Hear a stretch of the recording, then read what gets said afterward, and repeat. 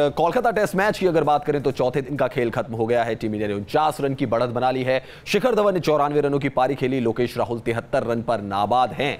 तो ये मैच में भारत का कमबैक कहा जाएगा। विराट कोहली एंड कंपनी ने जबरदस्त कमबैक इस मैच में किया। हमारे साथ स्टूडियो में हमारे क्रिकेट एक्सपर्ट मौजूद हैं मनिंदर सिंह, उनके साथ हम चर्चा करेंगे। लेकिन इस मैच के बारे में बात करें, मैच के हालात के बारे में बात करें, उससे पहले बात करते हैं श्रीलंकाई टीम की, जिन्होंने कल भी विराट कोहली के साथ धोखा किया था और आज भी विराट कोहली के साथ की बेईमानी।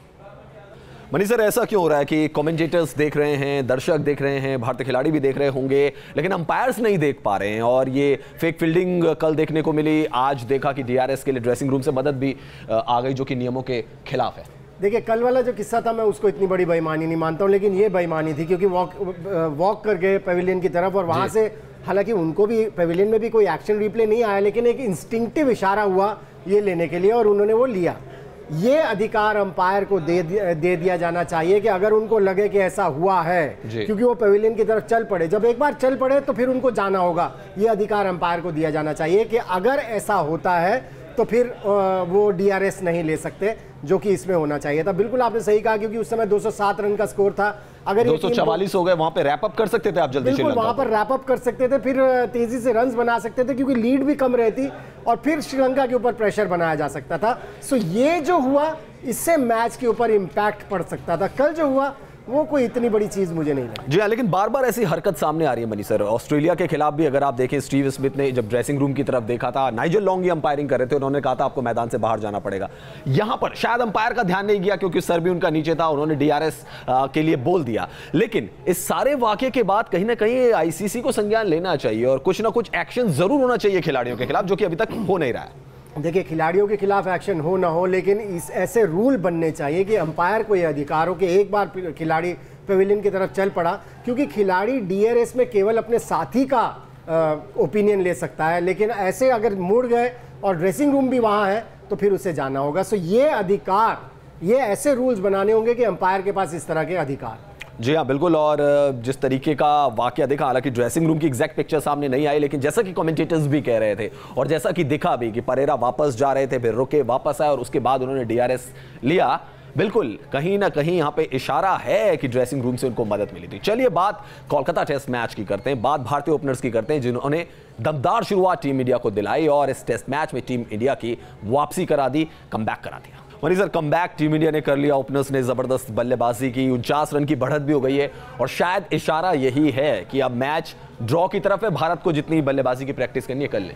बिल्कुल, मुझे नहीं लगता कि अब रिजल्ट आ सकता है किसी भी तरह से, क्योंकि किसी भी स्टेज के ऊपर इंडिया की टीम बैटिंग करते हुए मुझे नहीं लगता डिक्लेयर करेगी। क्योंकि फ़ायदा ही नहीं है डिक्लेयर करके। अगर आपको कम से कम 2 सेशन खेलने होंगे एक अच्छी बड़ी लीड बनाने का, और फिर आप 2 घंटे में आउट नहीं कर सकते।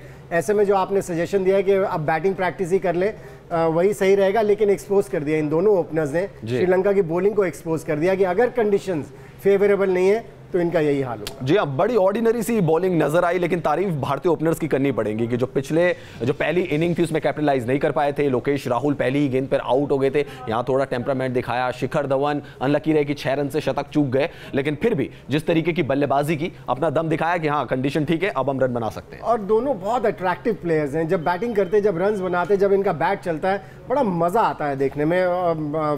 फ्लो इतना अच्छा है दोनों का। और अगर ये लग नहीं रहा था मनी सर कि आप टेस्ट मैच देख रहे हैं, ऐसा लग रहा था कि वनडे की पारी चल रही है। बिल्कुल, मैं यही कहने वाला था कि ये जिस तरह से दोनों बैटिंग करते हैं, अगर इनमें साझेदारी बनने लग जाए तो फौरन दौरों पर भी जब आप जाएंगे, जितनी तेजी से रन्स बनाते हैं, बॉलर्स के पास ज़्यादा टाइम मिल जाता है, बॉलर्स को ज़्यादा मौका मिल जाता है सामने वाली टीम को आउट करने का। सो ये दोनों अगर फॉर्म में रहे, जिस तरह की फॉर्म में अभी दिख रहे हैं, जिस तरह की बैटिंग इन्होंने की, आई थिंक ये साउथ अफ्रीका में भी अगर इस तरह से खेलते रहे तो बहुत फायदा मिलने वाला है इंडियन टीम को। जी हाँ, बिल्कुल फायदा मिलने वाला है। लेकिन आज सुनील गावस्कर ने कमेंट्री में एक बात कही थी कि आपने टेस्ट मैचेस आप पहले खेल रहे हैं, उसके बाद आप वनडे और T20 खेलें और फिर साउथ अफ्रीका में जाके आपको टेस्ट मैचेस खेलने हैं। तो आइटिनरी अगर उल्टी बनाई जाती है, यानी कि T20, वनडे और टेस्ट मैचेस, तो शायद उससे भारतीय क्रिकेटर्स का ज्यादा भला होता। चलिए बात भारतीय गेंदबाजी की भी करते हैं और ऐसा लग रहा था कि भारतीय गेंदबाज कमबैक नहीं कर पाएंगे। जिस तरीके से पार्टनरशिप चौथे दिन हो गई थी, लेकिन किस तरीके की गेंदबाजी रही भारतीय पेसर्स की, वो आपको दिखाते हैं। मनीष सर, कल जो आशंका थी कि शायद मोहम्मद शमी अनफिट हैं, हैमस्ट्रिंग उनका पुल हो गया है, तो उसकी वजह से गेंदबाजी नहीं कर पाएंगे, लेकिन चौथे दिन जिस तरीके से गेंदबाजी की, ऐसे लगा घायल शेर पूरा शेर बन के हमला कर रहा है। तारीफ करनी होगी फिजियो की, जिस तरह से उनको सही किया होगा, क्योंकि कल जिस समय मैदान से बाहर गए थे ऐसा लग रहा था कि अब ये टेस्ट मैच में बॉलिंग नहीं कर पाएंगे, लेकिन आज क्या बेहतरीन बॉलिंग का मुजाहरा उन्होंने किया है और उन्होंने बता दिया कि क्यों उनसे बार बार कैप्टन और कोचेज उनको बार बार अपनी टीम में मांगते हैं, खासतौर से टेस्ट मैच के लिए। आज जो उन्होंने जिस रिदम से बॉलिंग की, क्लास था वो, और भुवनेश्वर मुझे लगता है दोनों ने बहुत क्लास बॉलिंग की, लेकिन उमेश यादव थोड़े से डिसअपॉइंटिंग रहे।